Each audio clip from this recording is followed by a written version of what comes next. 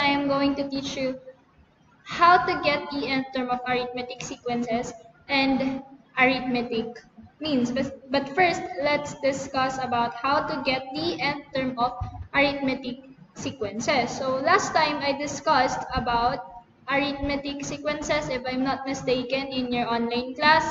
So arithmetic sequences is a sequence in which term after the first differs from the preceding term by a constant amount called the common difference represented by the variable d. So any sequences which number patterns are addition or adding and subtracting is called arithmetic sequence.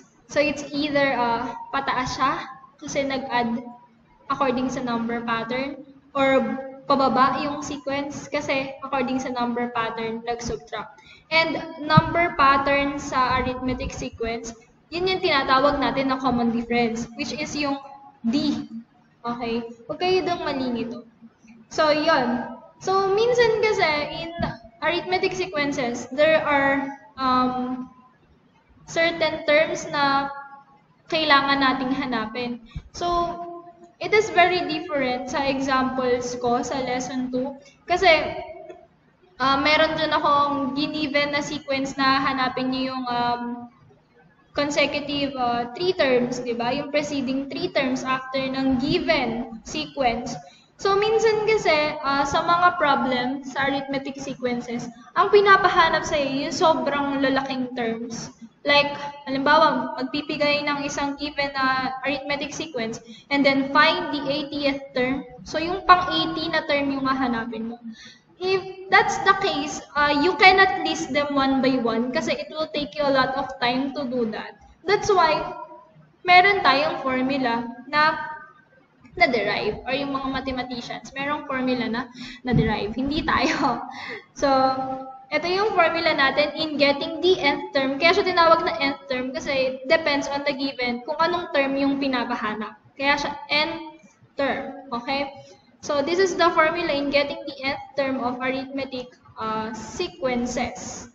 So, a sub n is equal to a sub 1 plus quantity n minus 1 times d.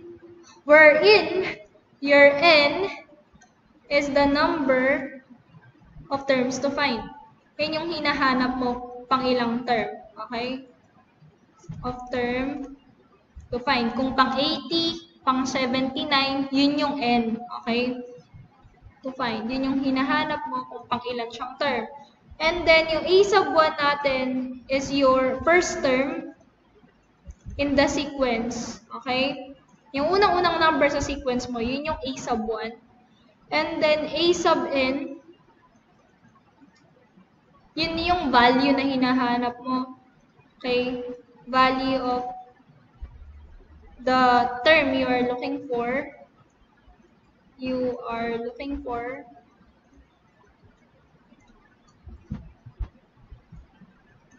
And yung d, yun yung common difference. Common difference, already known as number pattern, pero kasi may specific term tayo in arithmetic sequences. Yun na nga yung common difference. Number pattern lang yan, no? Sa arithmetic sequences. So, using this formula, let's solve some examples below. Let's say we have example number 1. And then given na lang ibibigay ko, no? Find the 8th term of an arithmetic sequences. Of an arithmetic sequence, sorry. 8th term yung hinahanap natin, okay? Whose first term is 4, so yung a sub 1 niya is 4, first term, okay? And whose common difference is negative 7. Ayan. So, ano to yung 8th term ng arithmetic sequence wherein that arithmetic sequence has 4 as its first term and the common difference is 7. So, how do we able to find the 8th term? So, we will use the formula. Imbes na i-list natin yung yung sequence, di ba pwede naman natin siyang i-list? Pwede natin siyang i-list actually. So yung, yan, ito yung sequence, di ba? 4, minus 7 daw, o negative 3. Pwede natin siyang i-list eh. Kaso, alam niyo yan, mas matagal siyang kunin. Lalo na pag ang binigay ko, halimbawa, find the 70th term, find the 50th term. Ayun, pero dito medyo madali-dali pa. Pero, of course, we will use the formula. So, we are not going to list kasi may formula naman. Huwag nating pinapahirapan yung mga sarili natin sa mga ganitong bagay. So, a sub n is equal to a sub 1 plus quantity n minus 1 d. Okay, yan yung formula in getting the nth term of arithmetic sequences. So, I'm going to write the solution here. Bahin ko yung kulay. Yan, let's say we have our solution here. So, ito na yung given natin. Ano? A sub 1 is 4. D is equal to negative 7. So, using this given, I am going to substitute the given here in the formula. So, A sub, pang ilang term yung hinahanap natin? 8. Okay? So, n is equal to 8 dito. Yun yung number ng term na hinahanap natin. Pang 8 na term. Okay? Is equal to A sub 1 is 4 plus Rn is 8. Okay? Minus 1. And then, common difference is negative 7.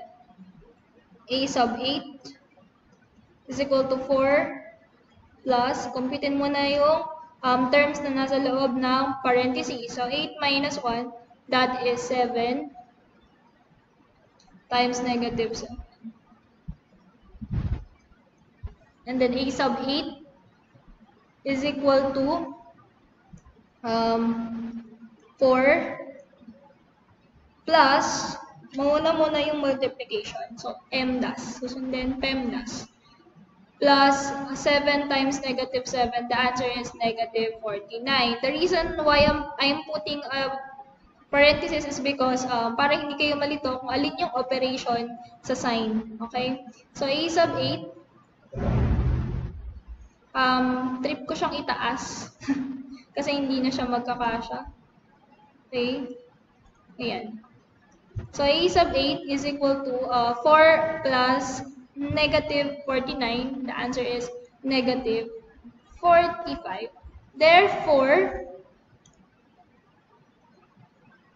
the 8th term in the given sequence is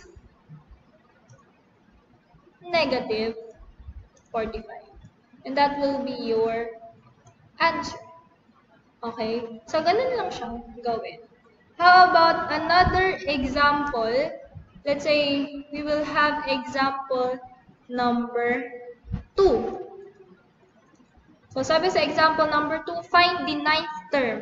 So, 9th term ang hinahanap natin of the arithmetic sequence whose first term is 6. So, A sub 1 is 6. And whose common difference is negative 5. Rn is 9 kasi pang 9th term yung hinahanap natin.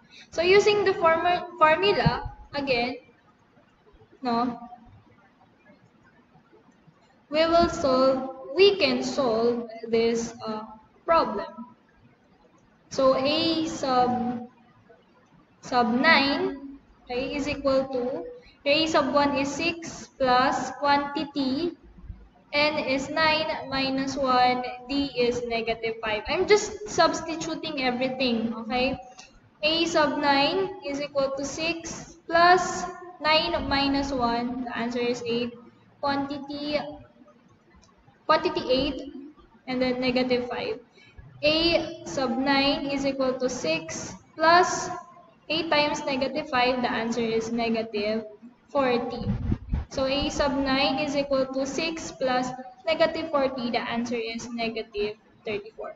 Therefore, negative 34 is the 9th term in the given sequence. So, yun na yung answer.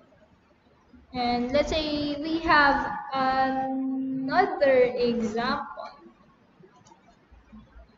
So let's say we will be looking for a sub 7 of, this is example number 3, okay?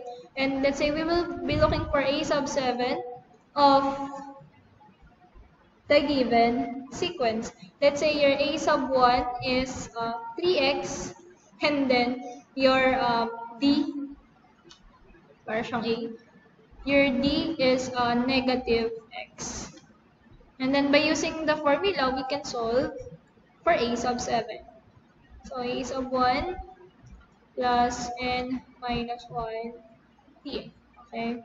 And then I'm going to write the solution here. So I'm going to substitute everything. Now we are looking for a sub 7. So n is equal to 7. A sub 7 is equal to a sub 1 is 3x plus quantity, your n is 7. So 7 minus 1. And then your d is negative x. So a sub 7, 3x plus 7 minus 1, the answer is 6, times negative x. So a sub 7 is equal to 3x plus 6 times negative x, the answer is negative 6x.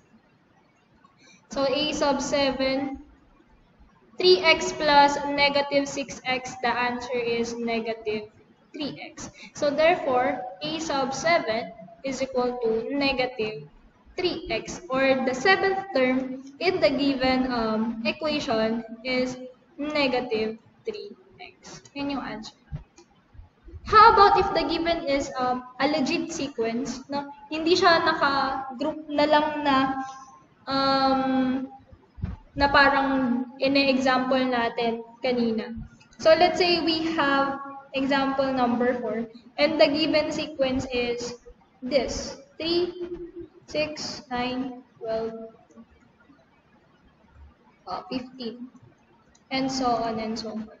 So we will be looking for, let's say, the a sub 20. So 20th term yung hinahanap natin dito sa given sequence. So paano na po natin malalaman yung a sub 1, yung common difference, yung n? Yung n natin, madali lang kasi 20th term yung hinahanap natin. So our n is 20. Okay, yun yung given. So I'm going to write that using a different pen. So n mo ay 20, di ba? Kasi yun yung number ng term na hinahanap ko, pang 20 na term. Yung a sub 1 mo, eto, ayun o, yung first term sa sequence. So a sub 1 is 3. Your common difference, titingnan mo yung number pattern nila. Si 3, bakit kaya siya naging 6? Kasi nag-add ng 3. 6 naging 9 kasi nag-add ng 3 yan. Diba? So, ascending yung arithmetic sequence, therefore, positive yung common difference. Ibig sabihin, nag-add ka, so positive. Kapag addition po ang nangyayari sa arithmetic sequence, ang common difference mo ay positive. Okay? Kapag naman subtraction yung nangyayari sa arithmetic sequence, therefore, ang common difference mo ay negative. So, in this example, positive, 3. Kasi, nag-add ka. Yun yung number pattern or yun yung common difference. I am going to erase this part. So, I'm going to rewrite 3, 6, 9, 8, 12. Ayan, may given ka na. O therefore, you can use the formula in solving for the 20th term of this arithmetic sequence. So, I'm going to just write the formula here and then the solution. So I'm going to substitute everything, no?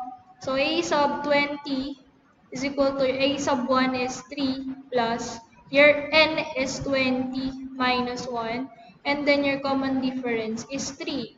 A sub 20 is equal to 3 plus 19 times 3, okay? So a sub 20 is equal to 3 plus 19 times 3. How many is that? So the answer is, if I'm not mistaken, 19 times 3 is equal to 57. Yes, 57 So a sub 20 is equal to 3 plus 57, so 60. 60, sorry. So therefore, the 20th term in the given sequence, or if I'm going to write your answer, so the 20th term in the sequence is 60. Yun yun, sagot. So that's how you use the arithmetic or the formula for the nth term of arithmetic sequences in solving problems. Next is, how do we find the arithmetic means of arithmetic sequences? But first of all, what is arithmetic means? So these are the terms between a sub 1 and a sub n of an arithmetic sequence. In other words, arithmetic means are the middle or inner terms in an arithmetic sequence. Yung nasa gitnang terms, okay? In order to find arithmetic means, we will still be using the formula in finding the nth term of an arithmetic sequence. But the thing is, we will look for the value of the common difference. Okay? Yun yung pagkakaiba. Ang hinahanap kasi natin sa nth term, yung a sub n. Okay? Pero dito sa arithmetic means, we will be looking for the common difference for us to identify the values of the means in the given arithmetic sequence. So, there will be some changes in the formula kasi we will assume this. No? Let's say, of course, we will still be using the formula in getting the nth term of arithmetic sequences, pero magkakaroon lang ng changes dun sa meaning ng mga terms na kailangan sa given. Okay? So, ano po ba ma'am ibig mong sabihin? So, ganito kasi yung mangyayari. Diba the formula is a sub n is equal to a sub 1 plus quantity n minus 1 times d. Okay? Wherein, sa arithmetic means, wherein your a sub n is the last term of the sequence. Okay? Kanina ito yung hinahanap natin. Ito yung value ng nth term na hinahanap natin. Ngayon, may value siya. Kasi yung middle term na hinahanap natin, yung means. Okay? Ito, last term of the sequence in the given. No? Tapos yung n mo is yung number ng terms sa sequence. So, kung sa sequence mo mayroong 5 terms, yun yung value ng n. Kanina kasi, yung n natin, yun yung term na hinahanap natin. 20th term, di ba? Ngayon, kung ilan yung term sa sequence, okay, number of terms in the given sequence, yung a sub 1 natin, di magbabago. This is your first term of the sequence. Ba't ba may off dito? So, last term to, no? Walang off. Last term. Sumama yung ano. Okay. Yan. Number of terms in the sequence. First term of the sequence, a sub 1. And then D, of course, your common difference. And D is the thing that we need to look for in getting the arithmetic means of arithmetic sequences. Ito yung hinahanap natin. Ito yung kailangan nating mahanap para malaman natin kung ano yung value ng means. So, you need to remember some changes here in the formula. Okay? So, yan pa din yung gagamitin natin pero nagbago lang yung yung meaning ng mga given. Okay, so let's solve some examples para mas maintindihan natin. So example number 1, what are the values of the means in the given arithmetic sequence? So the given arithmetic sequence is 19. Then we have 2 blank terms here. And then we have 4. So obviously, the means is these 2 terms missing here. Sila yung dalawang terms na nasa gitna. And we need to look for them. So how do we look for them? So we will use the formula. Okay? formula, a sub n is equal to a sub 1 plus quantity n minus 1 d. Yun yung formula always. And we will be looking for the value of the common difference. So how can we able to do that? Or how do we able to do that? So hanapin muna po natin yung given. So yung a sub n natin, yung last term sa sequence natin is 4. Yung a sub 1 natin is 19.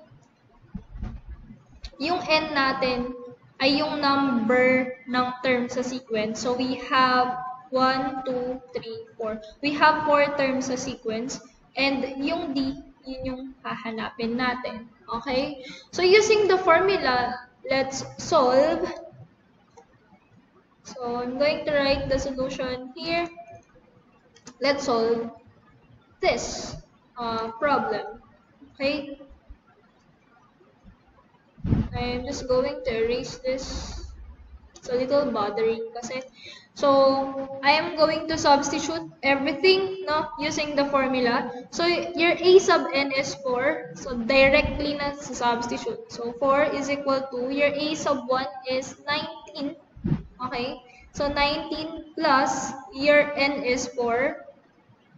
Okay, minus 1 and then d. D is what we need to look for, okay? So 4 minus 19 plus 4 minus 1, that is 3. D, okay? Wala na siyang parentheses, okay? Kasi na-solve na natin. Now, here, para ma-solve natin yung value ni D, kailangan natin siyang i-isolate. Okay? So, we need to transpose some terms. And what term is that? That is the 19, number 19. We need to transpose 19 to the left side para ma-isolate natin si D. Okay? So, we need to transpose this here. So, kapag tinranspose natin si 19, of course, magiging siyang negative. So, magiging 4 minus 19 is equal to 3D. 4 minus 19, that is negative 15, is equal to 3D. Ngayon, for us to be able to find the value of D, anong kailangan nating gawin? So, we need to cancel 3 here, nakatabi ni D. And for us to be able to do that, we need to divide the whole equation by 3. So, kung dinivide natin si 3 dito sa part na to, sa right side ng equation, kailangan din natin i-divide sa 3 yung left side ng equation. Kasi kung ano dapat yung ginawa mo sa right side, yun din dapat yung gagawin mo sa left side. So, ayan, makakancel na si 3, nakatabi ni D, okay? So, matitira na lang is D, okay? So, ito, negative 15 divided by 3, that is negative 5 is equal to D. Or, using the symmetry property, D is equal to negative 5. Now that we have the common difference or the value of the common difference, we can now solve the arithmetic means. So, how do we do that po, ma'am, using that common difference? So, ganito lang yan. I'm just going to erase everything. And then, ang common difference natin ay negative 5. Okay? So, we will be applying the common difference in getting the arithmetic means. So, ma'am, paano po ba yun? So, ganito lang mangyayari dyan. Okay? I'm going to erase everything. So, pansin nyo yung common difference natin is negative, meaning, ang number pattern natin ay pababa or minus or subtraction. So, ganun, di ba? Kapag ang common difference natin ay positive, meaning nag-add tayo sa mga terms. Kapag ang common difference natin ay negative, meaning nag-subtract tayo. So, here, ano kaya yung term na after ni 19? Right after nating ma-apply yung common difference na negative 5. So, of course, we will be subtracting 19 minus 5. Ganun yung mangyayari. Therefore, ang answer dito ay 14. So, another, using the common difference, minus 5 or negative 5.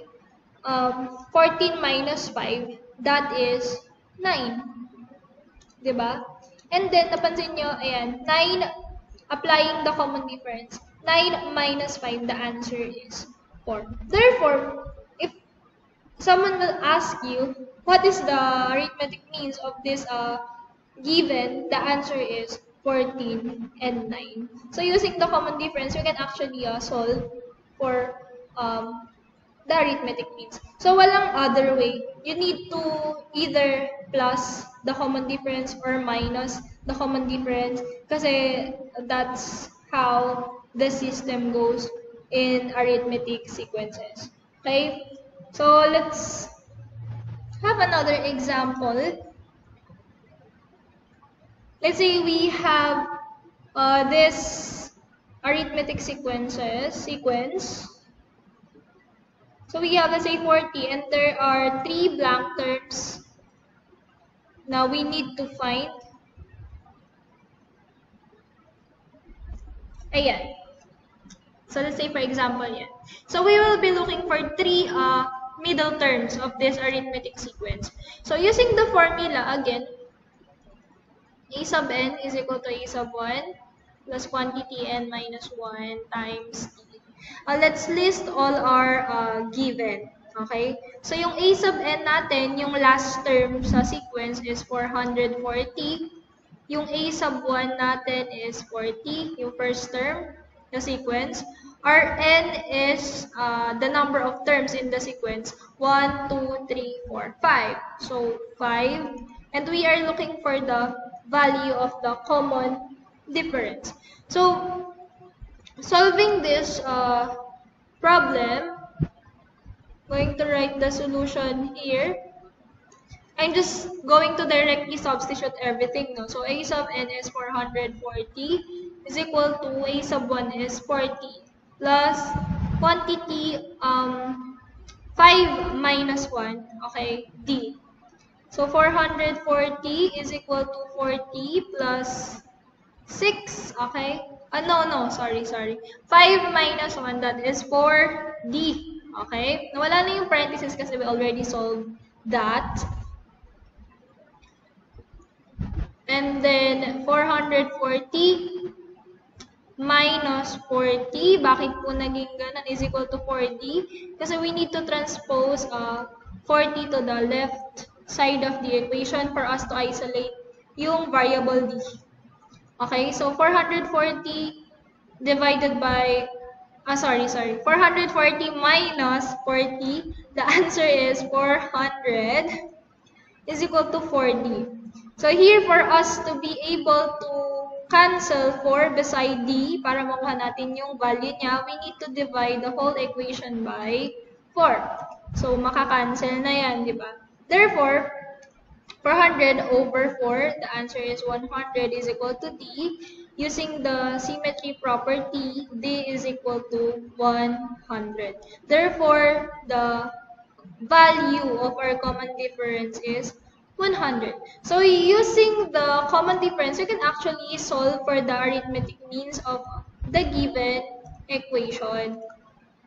So, yan. I'm just going to move the equation below. Para makita nyo. No?